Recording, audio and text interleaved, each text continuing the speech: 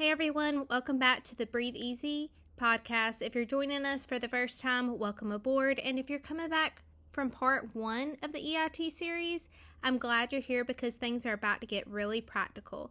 In part 1, we laid down the groundwork. We talked about what electrical impedance tomography actually is, how the Timpel ENLIGHT 2100 converts impedance signals into real-time lung images, proper belt placement, and why regional lung monitoring is such a game changer for respiratory therapists. If you haven't listened to part 1 yet, I definitely recommend going back. It'll make everything we cover today click even better. So part 2 is okay, now what do I actually do with this episode? We're moving from the theory into practical tools. Today we're covering 2 big areas. First, EIT in context, how it stacks up against CT imaging, and the myths and the guardrails you absolutely need to know before you start using this technology with patients. This is the stuff that keeps you safe and credible. Second, the core ENLIGHT monitoring tools such as the ventilation screen, key parameters, and regions of interest. These are the features you'll be using every single day at the bedside in the future. And just so you know where we're headed, this is a 3-part series. Part 1 was the foundation, part 2 today is the core, tools and context, and part 3, where we're going, is a full advanced mode of PEEP titration, asynchrony, monitoring, trending tools, and the clinical workflows that tie everything in together. So stick with us. The foundation is set in part 1, and now it's time to build on it. Let's get into it. So now that you understand what EIT is and how it works, let's put in the context what is really important, because one of the biggest mistakes people make with new technology is either overestimating what it can do or using it in the wrong way. In this section, we're going to do 2 things. First, we're going to compare EIT to CT, because that's the comparison everyone naturally makes, and understanding the difference is crucial. And second, we're going to talk about what EIT is not. The myths, the misconceptions, and the guardrails you need to have in place if we were to ever use this technology. We need to ensure that we use it safely and effectively. And in this section, that's going to keep you out of trouble, so pay attention. Let's tackle the big comparison head on, EIT versus CT, because I can guarantee you someone's going to ask you, is this like a CT scan? And the answer is no. Not really, but they're actually complementary.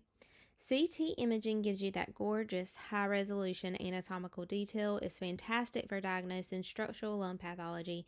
You can see consolidation, masses, effusions, all with that incredible clarity.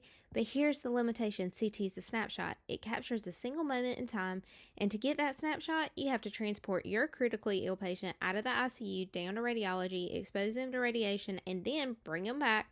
That's not nothing. There's real risk involved in moving unstable patients. EIT is a completely different animal. It doesn't show you anatomy.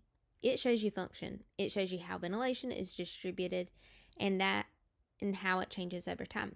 So no radiation, no transport, just continuous bedside monitoring. So think about it this way. CT tells you what the lung looks like. EIT tells you what the lung is doing. CT is like a photograph. Beautiful, detail, frozen over time. EIT is like a live video feed. Maybe not as pretty, but it's showing you what's happening right now, and it keeps running. And the real power is when you use them together. Get your CT for the structural diagnosis, and then use EIT to continuously monitor how the lungs are functioning and responding to your interventions. That's a winning combination. This slide is one of the most important, and I don't want you to really internalize it, because knowing what a tool cannot do is just as important as knowing what it can do, and maybe even more important. First, it's not an anatomical imaging tool. I can't stress this enough. It does not replace CT scans. It does not replace chest x-rays. If you need to see the lung structure, EIT is really not your answer. Second, EIT does not diagnose diseases. It's not going to tell you this patient has pneumonia or this patient has ARDS. What it will show you is functional lung patterns like ventilation asymmetry, regional collapse, or areas of overdistension. You interpret those findings in clinical context. Third, and it's huge, EIT does not replace your clinical judgment. It does not replace established ventilator protocols. It is a decision support tool. It gives you additional information to make better decisions, but you are still a clinician that makes the call. Fourth, EIT does not measure oxygenation or gas exchange. It is not a replacement to pulse oximetry or blood gases. It shows you ventilation distribution and not oxygen transfer. And finally, the data quality depends heavily on proper belt placement and signal integrity. If the belt isn't positioned correctly or there's poor electrode contact, your data will be unreliable. Motion artifacts can also affect the interpretation, so technique matters. Get the guardrails firmly in your mind and you'll be set up to use EIT safely and effectively in the future. Ignore them and you're going to run down to some problems. As simple as that. Getting into the really fun part, the actual tools using the ENLIGHT system, this is where the rubber meets the road. We built the foundation, we've set the clinical context and the guardrails, and now it's time to talk about what you're actually going to do and what you're going to see on the screen when you're standing at the bedside. We're going to cover two main things. First, the ventilation screen, your primary interface, where all the real magic happens, and second, regions of interest, which is how you break the lung down into meaningful segments for comparison. These are the tools to turn EIT from cool concept into a practical bedside assessment tool. The ventilation screen, this is where you would spend most of your time when you're using this device. Think of it as your mission control for lung monitoring. When you look at the screen, you'll see real-time ventilation distribution map, color-coded display we talked about earlier. But alongside that, you got dynamic waveforms, numerical ratios that give you even more detailed information. First, let me introduce you to key parameters you're going to want to know by heart. First is TVz, represents tidal variation by impedance, and it correlates with tidal volume. So as your patient breathes in, TVz gets a sense of how much ventilation is happening in different regions. Second is EELZ, which correlates with end expiratory lung volume.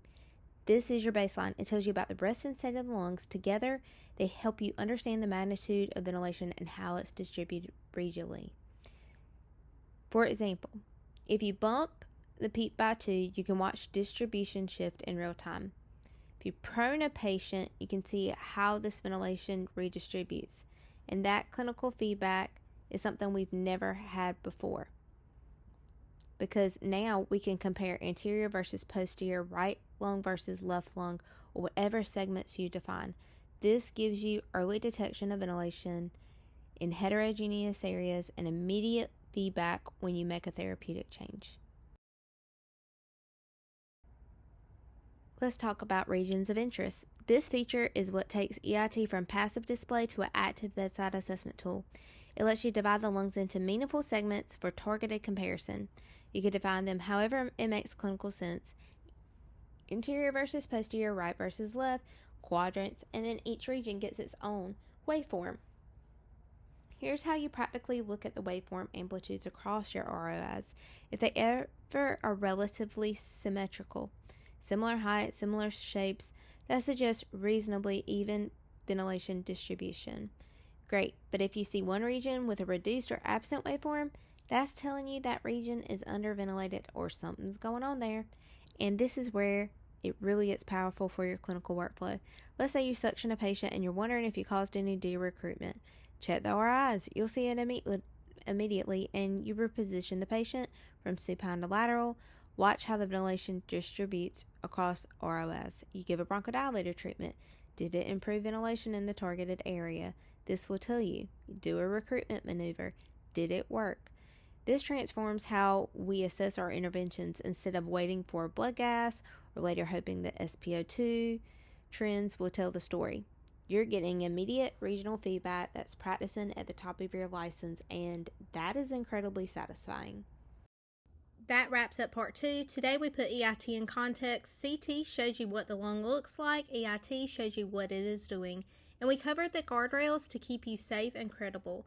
Then we dug into the core ENLIGHT tools, the ventilation screen, TVz and EELZ, and regions of interest. You know how to read the primary screens and what to look for. We're not done yet. Part 3 is where it all comes together: peak titration, asynchrony monitoring, and trending tools. and the advanced clinical workflows that tie everything into your daily practice. Make sure you're subscribed so you don't miss it. Thanks for tuning in. Share this with a colleague. Leave me some comments and we'll see you in part 3. Every breath matters, every decision counts, and together we're keeping all of our patients breathing easy.